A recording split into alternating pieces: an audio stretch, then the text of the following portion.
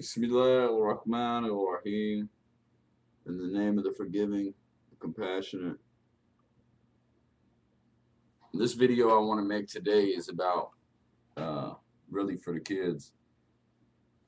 In a society where the financial system is corrupt and it's unfair to working class families, working class parents, it's hard to keep up with kids these days with things, the cost of the what things are today, just the electric bill and the rent and the water bill and the food bill and the clothes and the toilet paper and the this and the that. It's hard, not to your work your time away, spend every time overtime, full-time jobs, both parents, it's hard enough to make it like that. But a lot of the things with the kids today is just straight up. I just seen a comment on Facebook that said boredom causes mischief. Well, there's really no such word as boredom. Boredom is something that we as human beings create because we don't have something that we want to do. So we'd rather sit on our tails and not do anything rather than go and find something productive to do. There's always something to do. You can always go out, clean up the yard, clean up the house, help a neighbor with something, just walk around, pick up trash, there's always something to do. You There's no such thing as boredom. But with our kids, the boredom calls, that it lets them get into trouble. And, a lot of kids, they don't have no positive role models to look up to. Their parents, once they reach a certain age, they're trying to get away from home. And parents, whether you like it or not, you could be the coolest parent on the face of this earth. But by the time your kids reach 14, they're ready to get away from you if you didn't do it right.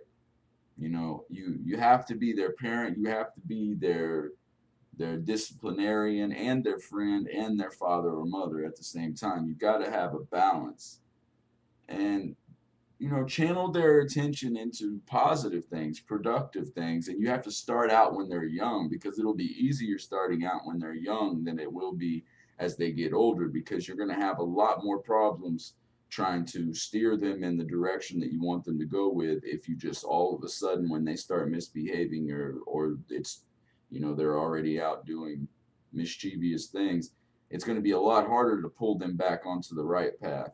But as they're young and they're being raised up, if you raise them with morality and perceptions that you want them to have of life, and you teach them about God and you teach them about the truth of things, and just teach them, be there for them. And I know that it's hard to do that now in these days, but we have to make an attempt to do something. And us people who have been there where these kids are, and we've made the mistakes that they're making, and we've went down the road that they are going down, we have a responsibility and a moral obligation to tell them, look, this ain't what's cool. This is what happened to me, or this is what I did. I was just like you. This is what, instead of giving them drugs to sell for us and things like that, that's, you know, these people like this, they're always going to be around until they ain't around no more. And they have to answer for themselves. And I've been guilty of a lot of things in my life. I've done a lot of stupid things.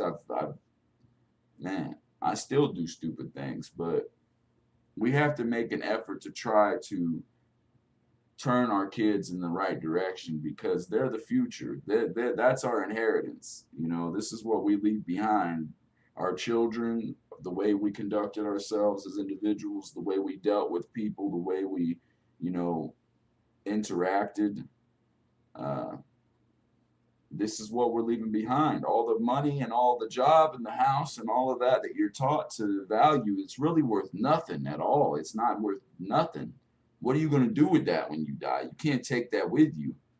But what you can take with you is the fact of, the things that the things that you did and what kind of kids you raised, and putting your views into your children, or teaching your kids to be better than you, or this is an inheritance. This is what a man leaves behind as an inheritance, is how he impacts those around him, how he lived his life. It's not so much what he obtained or what he gained over his lifetime, but how he lived it, what he did with what he obtained. Did he use it properly? You know, and we should think about that. If we call ourselves believers, then we should think about what are we doing with what we have obtained. If we're believers, then we know that God gave us the ability to do whatever we did. And if he gave us that ability, shouldn't we use that, whatever we gain, to enlighten those around us, to help those around us, to share with those around us? We know our God. We know what's right and we know what's wrong. We have three revelations. We have the Torah, we have the Quran, and we have the Bible. And people will say, you know, what they want to say, but if they say that the Quran is not from God, then they're speaking with lack of knowledge. They don't understand what it says. And, you know, and God bless those people. But we know what's right and what's wrong. We know what God said do and what God said don't do.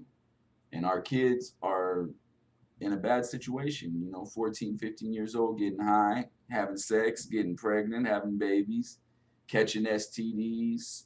You know, you got 15, 16-year-old little kids out here with HIV, with diseases that are never going to go away, you know.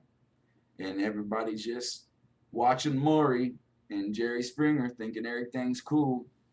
Government, you know, the gas rates, the American dollar is losing the value. And, you know, this is not good for our economy. We're living in a bubble. And eventually the bubble's going to bust. You can only squeeze a pimple so long before it pops and oozes everywhere. You know, it's at some point in human history we have to say, okay, enough is enough. You know, but that ain't gonna happen until Jesus comes back. But at least we can, ourselves, on an individual level, on an individual basis, we can attempt to try to make some kind of difference in this world. We can attempt to make some kind of change, even if we only make a change in one or two people's lives, or even if we make a small change, or anything. We tried, we made an effort, we have something that we can say that we did while we were here to try to make this place a better place. You know, instead of corrupting, if you don't want to do that, good, don't do it. Sit down and just don't bother nobody. Don't cause anybody harm. Don't hurt the world. Don't spew ignorance into a world that's already ignorant. They purposely done this to us through our media, through our television, through our music. They constantly bombard you with negativity and ignorance to get you to fall into that path. We only wrong ourselves. There's good things out here in the world for you to channel your attention to, but it's so much easier to channel your attention to the things that aren't important. And they've made it that way because they like to oppress you and make money off of you. They like you being ignorant because then you won't know, you know, what they're doing behind the scenes, and you won't be speaking out against it, and their system will stay the same. But they know that they're riding a ride. They know that eventually that the system that they have is no longer going to be, you know, they can't hide the truth forever. In the end, light will come. So they're going to attempt to do whatever they're going to attempt to do, but they're not going to get it. They're not going to do it. May peace and blessings of God be upon you. I love you all for the sake of the Creator. Pray for our kids because they really need some help.